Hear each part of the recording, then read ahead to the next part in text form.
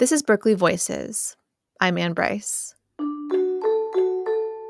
When Winnie Wong first saw Dafen Oil Painting Village in 2006, it was nothing like she'd imagined. A graduate student in art history at MIT, Wong had read about the Chinese village in the New York Times. The story described the village as a kind of compound where thousands of artists painted replicas of famous artworks, like Da Vinci's Mona Lisa or Van Gogh's Starry Night, in mass quantities. These paintings were then exported, mostly to Europe and the U.S., where they'd hang on the walls of hotels, restaurants, and second-home condominiums. We had an expectation, which was that there would be this giant factory, and in this factory there would be these painters working in an assembly line fashion. One person would paint the rocks, and one person would paint the trees, and one person would paint the sky. But when she arrived in the village, which was less than a quarter square mile in size, what she saw surprised her. We get to the village, and it was unlike anything I had seen, and it was unlike anything in the New York Times article. In my research, I couldn't find a factory. I spent about 2 years searching for the factory that I had in my mind, and eventually I had to let go of that image while acknowledging maybe I just failed, like maybe I just didn't. Everyone would tell me, oh, there used to be such a factory, but it moved. And then I would go there and, oh, we don't do that anymore. So this is not to say that there is no such thing as assembly line painting. In Dafen, I'll tell you that I never saw an assembly line with more than 3 people. Yes, they can paint in very high volumes, but I can tell you that one person can do 25 paintings a day, but most people do 2 a day, and some people do 1 a day or 1 a week. And I can tell you that I've seen really big spaces in which 2 people were working. And I can tell you, I saw one former factory where there was still a punch clock thing, but nobody used it. And I asked the boss, he says, oh, you can't manage artists. Wong is quick to point out that although her research is on the replica painting industry in Dafen in particular, similar operations exist in many other places, in Italy, South Korea, Brazil, even in New Jersey, Los Angeles, and other cities in the U.S. In 2013, Wong, now a professor in the Department of Rhetoric at UC Berkeley, published Van Gogh on Demand, China and the Readymade.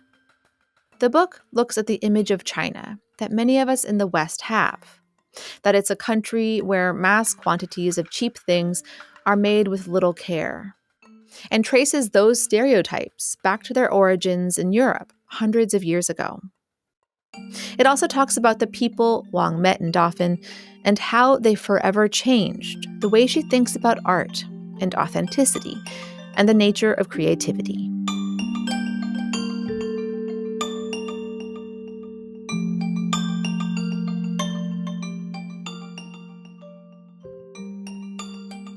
During her first visit to Dafen, a rural village turned production town in the industrial city of Shenzhen near Hong Kong, Wong and 2 other researchers sat down to talk with a man who was painting in his shop.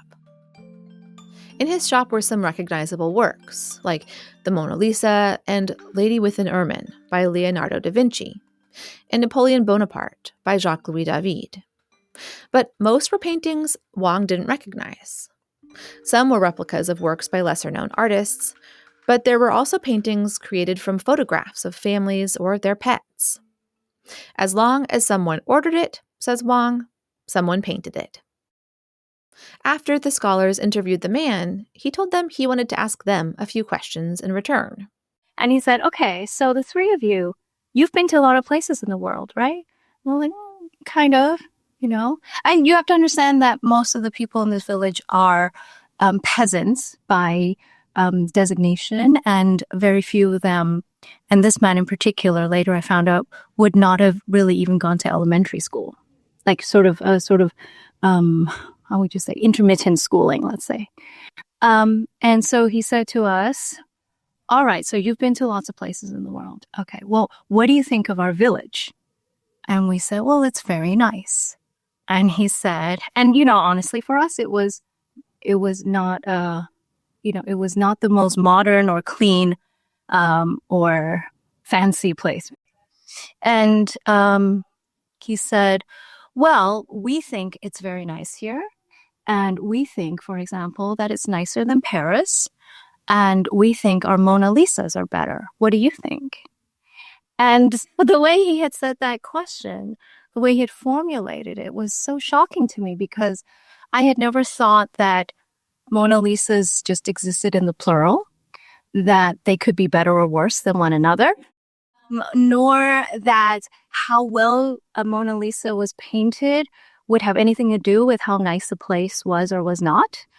And so just many parts of his questioning of us just made me, as an art history student at the time, sort of rethink everything I had, normally used to formulate these kinds of, just these hierarchies or these values that I had about just that paintings, assumptions I had that like paintings existed only in the singular or that they don't have anything to do with the community.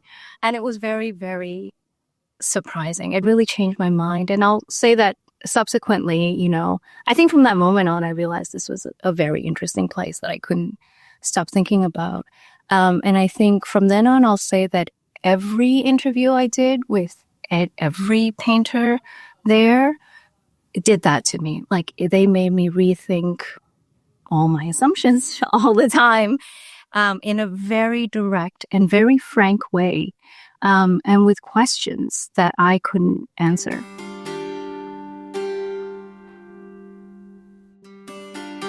Wong went on to spend 6 years in Dafen, researching its artists and its relationship to the global art market.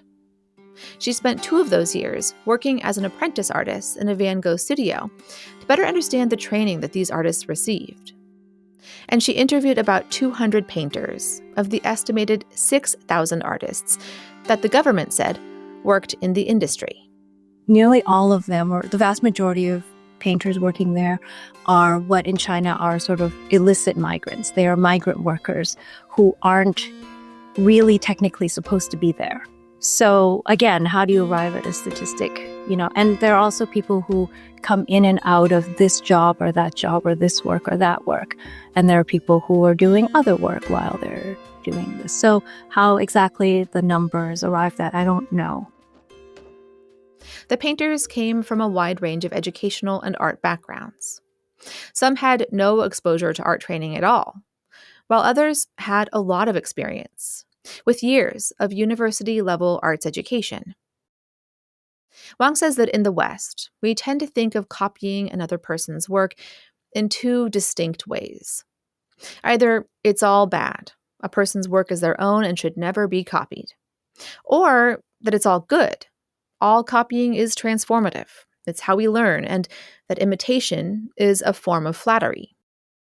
But during her time in Dafen, Wang came to realize that there are so many other ways of thinking about art replication that fall somewhere in between good and bad. The relationship to art and this kind of painting to their work varied with the person entirely. And there were people who were very ironic about what they were doing. One of my close friends who started out as like a farmer type, he had very little education. He started painting and he painted for 10, 15 years before he had enough money to sort of start his own business. And now he's a guy who owns several galleries, and his brother and his brother-in-law, and they have quite a number of galleries and associated things. So, he was among the more, let's say, established, like basically runs a small business that sells paintings. He would say things like, we are doing what Andy Warhol does. Or, I would say, I often found my friends in Beijing, I would find their paintings, copied on the walls of his gallery. And I would say, well, isn't that a problem? That's my friend's work, you got on your wall. And he said, oh, we're like free marketing for them.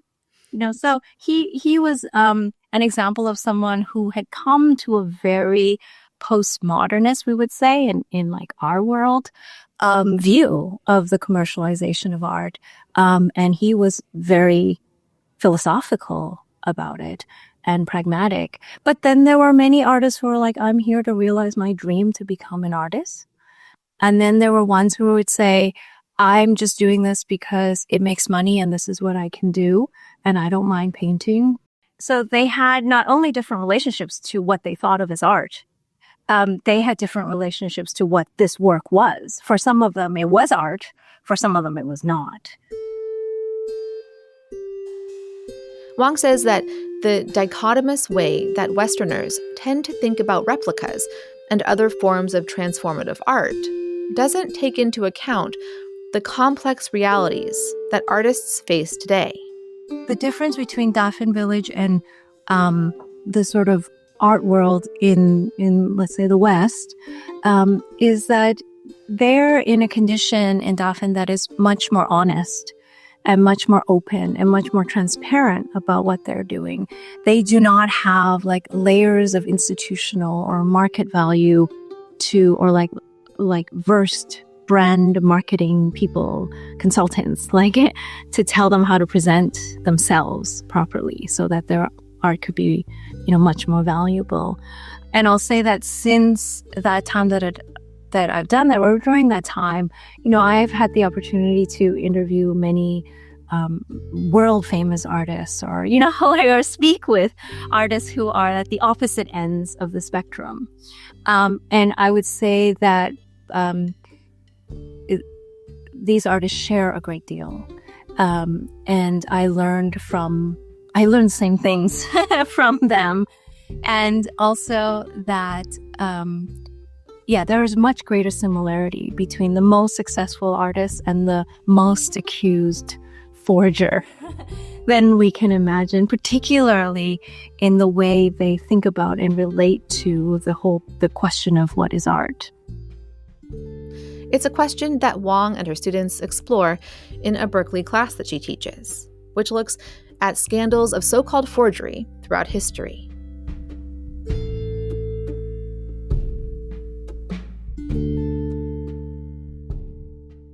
For the past decade, Wong has taught a course at Berkeley on imitations, appropriations, and replicas. In the class, she teaches her students about 12 big forgers throughout history, one of whom is thought by some to have forged an ancient Chinese painting in the 1950s. I do teach the story of the painting Riverbank, which some believe to be a 10th century painting, and some believe to be a forgery by an artist named Zhang Daqian. It was obtained from a collector in 1997 by the Department of Asian Art at the Metropolitan Museum of Art in New York City, which considers it to be the finest Chinese painting in the museum. But skeptics say that the painting is inconsistent stylistically with other work by the 10th century master Dong Qian, and therefore can't be the original. As I've taught this controversy for many years, it suddenly dawned on me that he is the only example in my course, or that I can think of, he's the only example of a person recognized as a great artist and also recognized simultaneously as a great forger. And of course, he turns out to be Chinese. As part of the class, Wong also asks her students to find a scandal to research. Students dive into all sorts of cases in areas like fashion, music, design, and social media.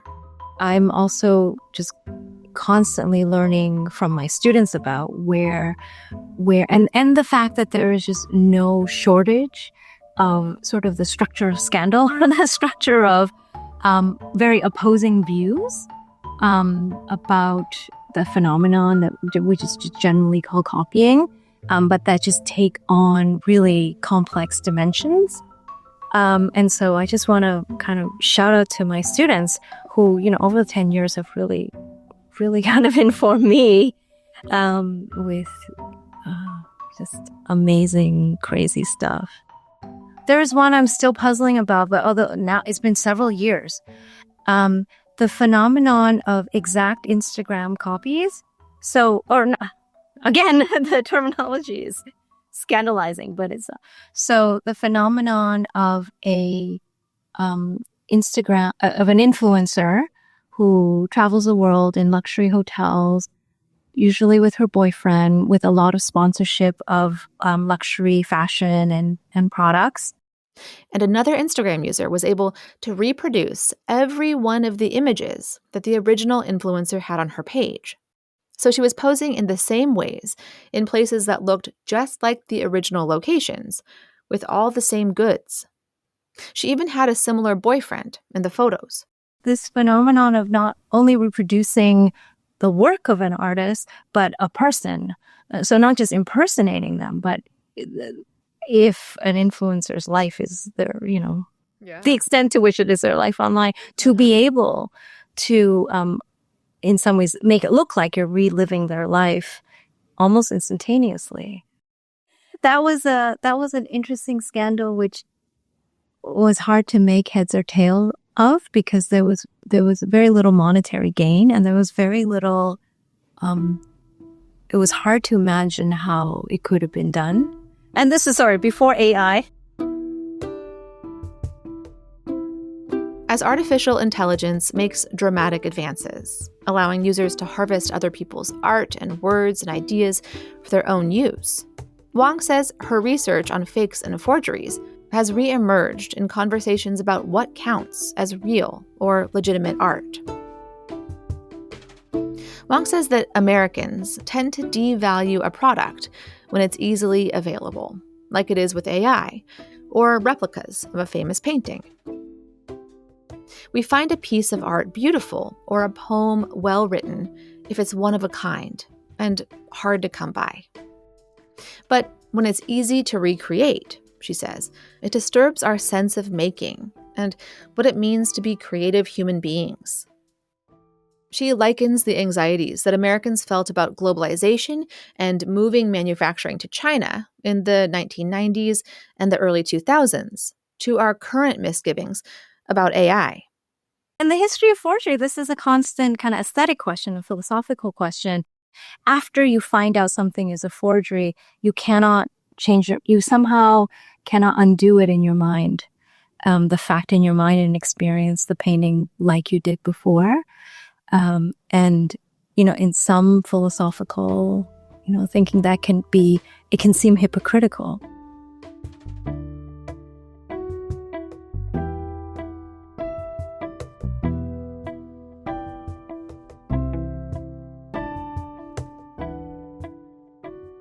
It's been a decade since Wong was last in Dafen.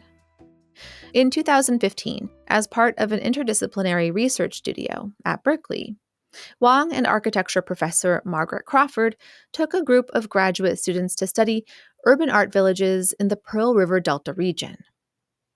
They spent a day in Dafen, where they visited the Van Gogh shop where Wong worked as an apprentice years earlier.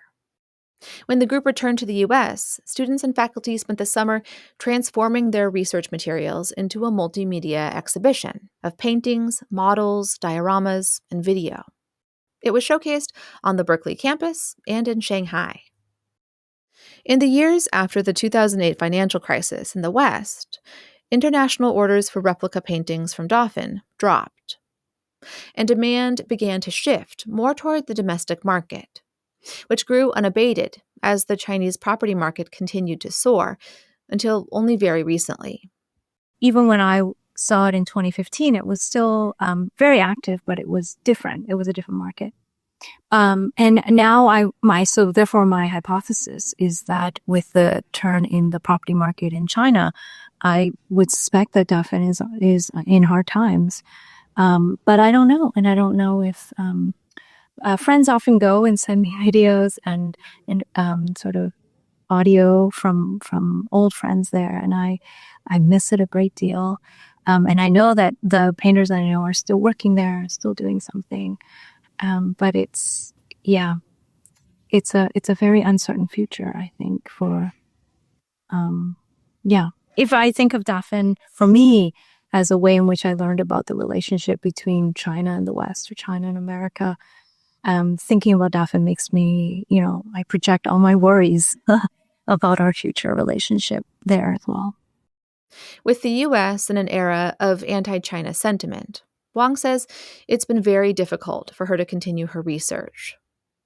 American hostility toward Chinese manufacturing paired with censorship in the country, not to mention Chinese hostility toward the U.S., all make the kind of research Wong and her students were able to do just a decade ago nearly impossible. She recalls a time when she was working as an apprentice where she saw firsthand why it's so important that we pay attention to other ways of thinking about art and authenticity. One day, a group of English speakers came into the shop looking for decorations for their new apartment. When they saw the Starry Night, they couldn't remember why they recognized the image. When Wong told them that it was a replica of the famous painting, they left without buying it. On the same day, a group of construction workers speaking Mandarin were struck by a wheat field with crows, one of Van Gogh's last paintings before he died by suicide. These three construction men, dressed in their construction clothing, came in and said, Van Gogh's last masterpiece.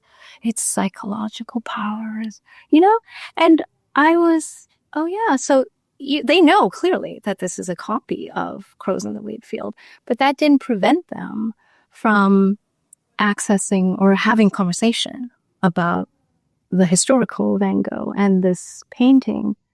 I think that is just to say, well, at any other given moment, either one of these paintings could have been thought of as a forgery or as an imitation or as an appropriation or as a replica or as any number of things. And reconstructing or kind of bearing witness to the moments in which those thoughts about art are made are actually much more interesting, whether it's in the moment of making them or in the moment of looking at them. That actually tells us a lot more about art than sort of designating any one painting into a given category.